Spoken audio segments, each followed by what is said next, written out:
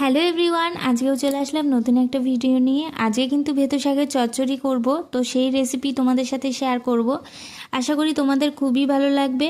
তো এরকম করে ট্রাই করে তোমরাও অবশ্য খেয়ে আমাকে জানিও কমেন্টে যে কেমন হয়েছে খেতে। তার জন্য কিন্তু আমি ভেতো শাকটা আগে কেটে নিয়েছি, আর ডুমো ডুমো করে আলু, বেগুন, শিম, পরিমাণ মতো লঙ্কা নিয়ে নিয়েছি, আর অন্যদিকে রসুন আর পেঁয়াজ কেটে রেখেছি। এরপর কড়াইতে তেল দিয়ে কিন্তু আমি পাঁচফোড়ন সোমবার দিয়ে দিয়েছি। পাঁচফোড়ন সোমবার দিয়েই আমি সবজিটা হালকা ভাজা ভাজা করে নিয়েছি।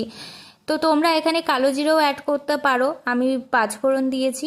তারপর কিন্তু সবজিটা ভাজার পরে পরিমাণ মতো নুন, হলুদ দিয়ে আমি কষিয়ে নিচ্ছি। এখানে আমার সবজিটা কিন্তু কষানো হয়ে গেছে। এরপর আমি শাকটা ঢেলে দিয়েছি। এই শাকের জল ছাড়বে, এই জলে কিন্তু সবজিটা সিদ্ধ হয়ে গিয়েছে, আর আমারও শাকটা কিন্তু কমপ্লিট হয়ে গেছে। তোমরাও কিন্তু এইভাবে ট্রাই করে দেখতে পারো খেতে কেমন হয়েছে। আবারও কিন্তু আমি নতুন ভিডিও নিয়ে আসছি তোমাদের সাথে, নতুন রেসিপি।